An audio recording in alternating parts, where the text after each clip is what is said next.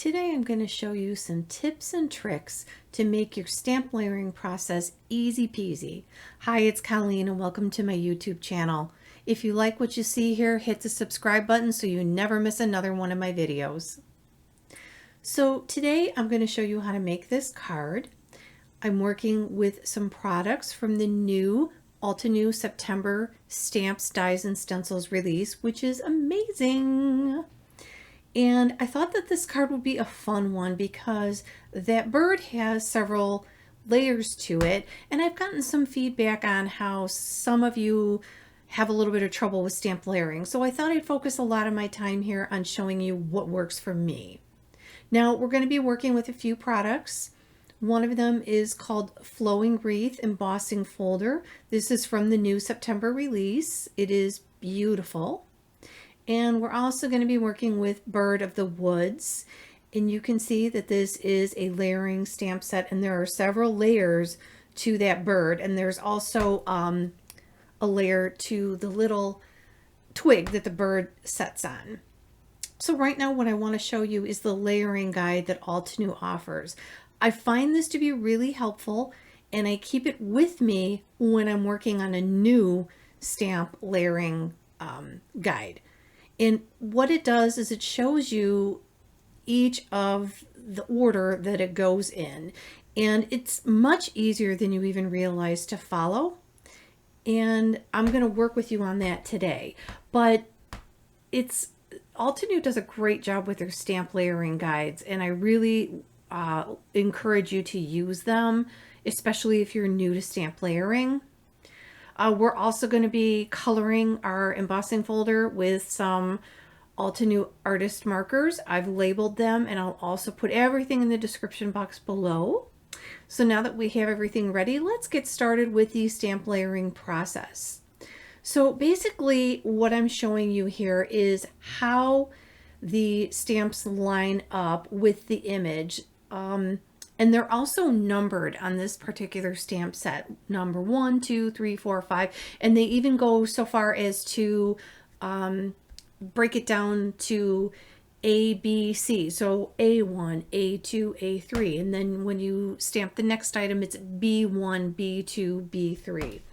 But I find the layering guide to be a really helpful tool in helping me to layer.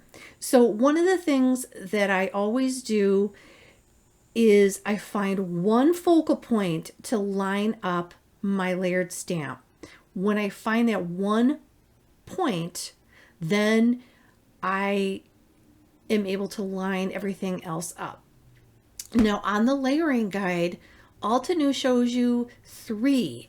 They have them marked with a little blue ink or red ink. They show you 3 places to line it up. I pick 1. So here I picked one on the very bottom on the tail, and I lined up that area first. And then I found once I lined up that area, it was very easy for me to find where the rest of it goes.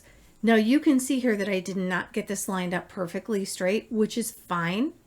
I went in with this little pen here. Altenew sells them, and I added some ink, and I kind of filled in the areas where I messed up. And you know what? Quick fix.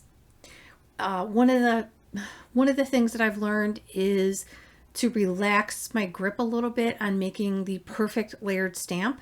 There's always a way to fix it if it doesn't come out perfectly, but if I try not to stress about getting it perfectly stamped in the right spot, then it tends to work out a little bit better, even if it's off a little bit. But you can see how I am looking for the areas on that layering guide that tell me how to line it up. And again, I only choose one area. So I look on the little stamp and I find the area that coordinates with the area that they mark on the layering guide with the little blue or red pen, and I line it up on my stamped image. And once I get that one little spot lined up, like you see me pointing here, how I'm lining that little edge up, once I get that lined up where I want it, the rest of it seems to fall right into place for me. So I'm hoping that this helps you to make it a little easier for you to do your stamp layering. Now again, this is a more detailed layering stamp. If you're new to stamp layering, you might want to start with something a little easier and practice these techniques I'm showing you before you go and do one a little more complex like this one. But I will say I love the detail on this cute little birdie. I think he's gorgeous, and I love that I made him blue. So now he is stamped. And I've also stamped on the side the little twig, and now I'm going to die cut these little bad boys out using my purple tape to keep my die cut in place. And once I've got that, then I'm ready to go on to the next step. And I really think that this layered bird is good. There's a lot of layers to it. It makes it look really realistic, in my opinion. So now I've taken a background image that I had on hand, and I dry embossed it with the Flowing Wreath embossing folder, and I'm going to color it with my artist markers. I mentioned the colors to you earlier, and I will put them in the description box as well, but I chose some fall colors here because I don't know, we're getting close to fall and I felt like doing fall.